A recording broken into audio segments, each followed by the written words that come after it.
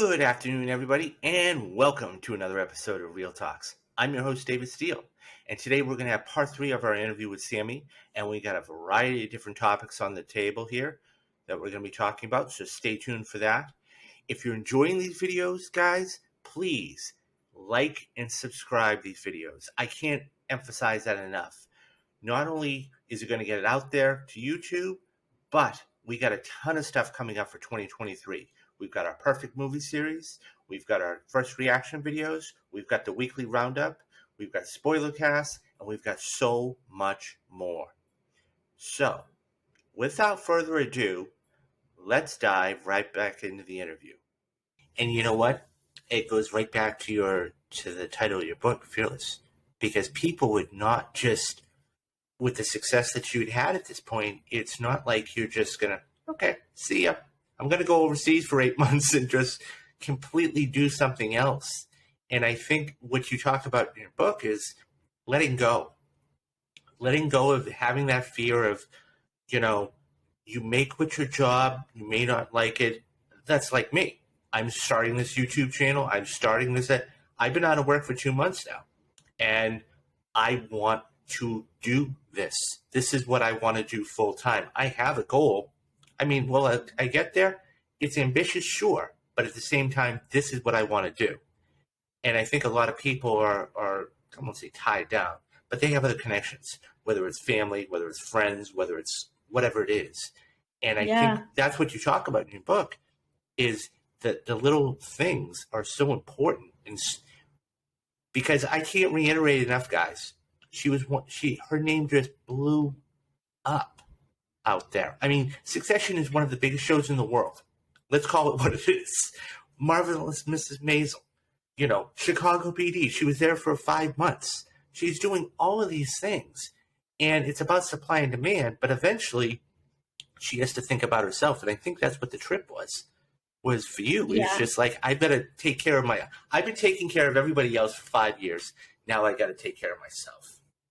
Mm-hmm. So I guess the question is, where do you see yourself in 5 years?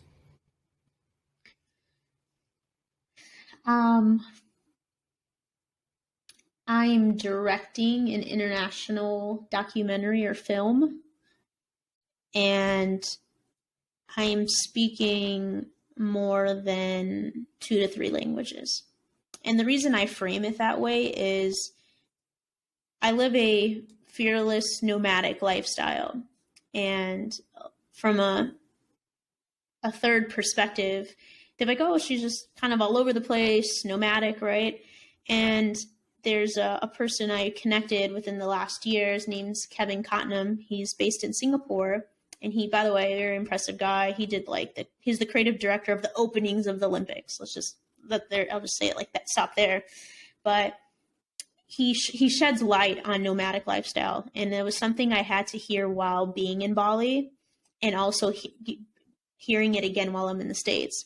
And the reason I'm setting it up this way, David, is that I'm in a point in my life where I'm investing on things that people cannot take away from me. Not to say no one's ever taken anything away from me, right? But I'm just at a point in my life where I'm investing in myself, because I see myself as a brand now, which I didn't before 2020. And I'm investing in language. So not only did Bali teach me to take care of Sammy, but also it reminded me, Sammy, you're Mexican, Italian, Polish.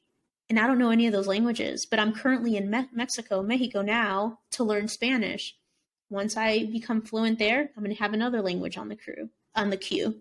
Yeah. So all I can say is I am going to be at least in minimum 5 different plus countries per year and speaking to 2 to 3 languages.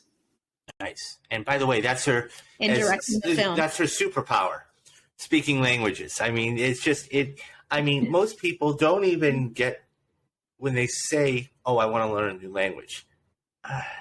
It's such a, I won't say burden, but it's so overwhelming. I mean, I'm Italian. I'm 100% Italian myself. But the only way I want to go to Italy is knowing the language.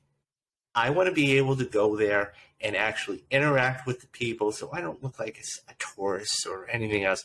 And that way I can just fit right in. So I got to ask, how's your Spanish coming along? I want to say this. I always speak the truth and honest. Based off my whole resume, even writing a book, you want to know the hardest thing I've ever done in my life is learning a language. Yeah. It's learning Spanish. Um, it is, this is how I say it, because we're human, right? And we put so much pressure on ourselves. And I have new mentors now that when it comes to having when you're in the process of learning new skills and developments, you have to always keep in mind where your state is, right?